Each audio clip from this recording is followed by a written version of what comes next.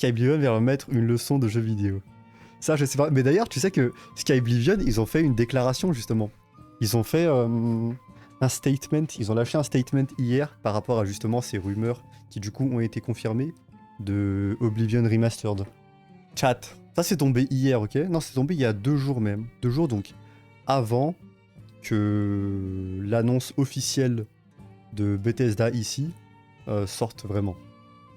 Donc, Skyblivion a fait une déclaration sur les rumeurs, du coup, qui maintenant sont avérées, de un remake, un remaster de Oblivion. Ok? Donc voilà ce qu'ils ont dit. Nous avons récemment suivi le buzz, donc tout le bruit qu'a fait les leaks sur le remaster d'Oblivion. En tant que fan de Elder Scrolls, on est incroyablement hype par cette possibilité et on espère sincèrement que c'est vrai. Et du coup, bah, ça s'est avéré vrai. D'ailleurs, c'est bientôt dans 15 minutes. De ce qu'on a pu voir, donc des petits leaks qu'on a pu voir, and we eagerly anticipate the possibility of experiencing a modern. Ouais. Ok, de ce qu'on a pu voir, ça a l'air fantastique et on attend énormément de pouvoir expérimenter une version moderne et professionnelle du retour en Cyrodiil, donc du coup la région où se déroule Oblivion.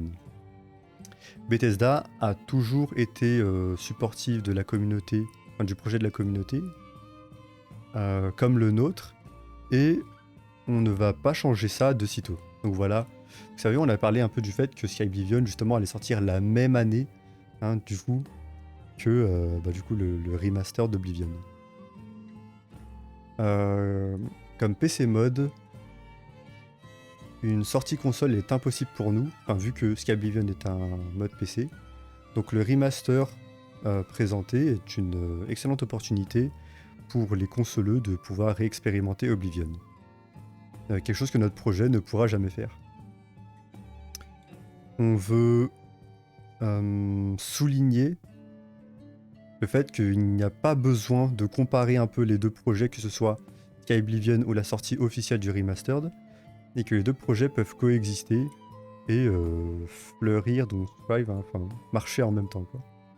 Offrir tous les deux une expérience pour les joueurs, unique. Skyblivion est un travail d'amour construit par une communauté dédiée qui offre une façon distincte de revisiter Oblivion à l'intérieur du framework qu'est le Creation Engine, donc le Creation Kit. Et c'est vrai que ça, du coup, parce que le remaster de Oblivion, on le saura bientôt, ils ont dit que, apparemment, hein, d'après les leaks, le moteur est fait sur Unreal Engine 5, et le fait que le jeu fasse 120 gigaoctets a l'air de le confirmer, mais que par contre, il y aura toujours possibilité de modder le jeu, puisqu'en fait c'est seulement la partie graphique, si j'ai bien compris, la partie graphique qui sera sous Unreal Engine 5, de la même façon que Ninja Gaiden 2, le remake qui est sorti récemment, a marché. Jamais réussi à bien modder Skyrim, c'est un putain de cauchemar. Non mais franchement, dis-toi que c'est le fardeau de tout modeur des jeux Bethesda que d'avoir des galères sur le mode Skyrim, quoi. Enfin, de modder son Skyrim.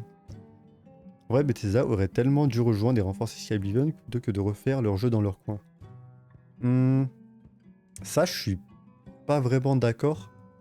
Parce que du coup, si ils rejoignent Skyblivion, enfin, du coup, j'imagine que genre de vraiment travailler avec eux, mais du coup, ça annulerait tout leur projet à eux de Skyblivion parce que le but, c'est vraiment de sortir un vrai jeu en soi, pas juste un mode du jeu. Parce que bon, il y aurait beaucoup de problèmes de... Comment dire? De crash. Et en vrai, de toute façon, je suis d'accord parce que là, la déclaration de Skyblivion le dit aussi. C'est que les deux jeux peuvent coexister, tu vois. En fait, ça leur pose pas problème que... voilà, il y a une version du jeu qui est faite par la communauté dédiée et donc comment dire, du point de vue de fans très dédiés d'un remastered, enfin d'un Oblivion un peu plus modernisé sur le moteur de Skyrim et une sortie officielle de Bethesda. Moi franchement je pense que je jouerais aux deux, tu vois, et je pense pas que je serais le seul dans ce cas-là, même si je pense pas que ce sera la majorité. Dans un sens, c'est vrai que c'est dommage, enfin, je vois clairement ce que tu veux dire. Mais moi, je vois pas du négatif là-dedans. Je vois pas du négatif là-dedans. Moi, franchement, j'aimerais beaucoup pouvoir comparer un peu le projet fait par les fans, qui est du coup Sky Oblivion, et du coup la vraie sortie officielle de Bethesda. Je trouve que les deux sont pas incompatibles. Même s'ils se font un peu concurrence. Mais bon, Sky Oblivion, regarde, c'est un projet qui te demande d'avoir Skyrim, donc je pense que la plupart des gens ont quand même le jeu. Et puis aussi, bon, je pense qu'il y aura aussi malheureusement des problèmes de crash. Mais franchement, des trailers qu'on a pu voir, un peu des mises en bouche de Sky Oblivion, bah, le jeu a l'air vraiment très propre. Hein. A l'air vraiment très propre. Après, je vois quand même ce que tu veux dire. Hein. Mais déjà, franchement, je trouve ça excellent que eux-mêmes, tu sais, ils se sentent pas un peu minés.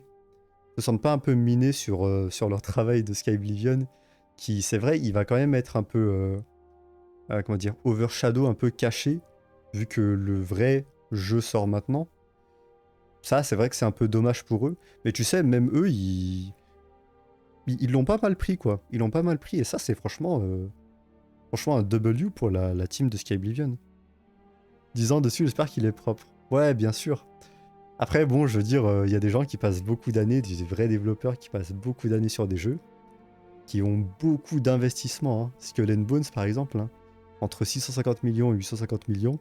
Et c'est vrai que malheureusement, le rendu n'a plu à personne. Hein. Non, mais je pense vraiment que Sky Oblivion va être un banger. Et j'espère que le jeu officiel de Bethesda va être un banger.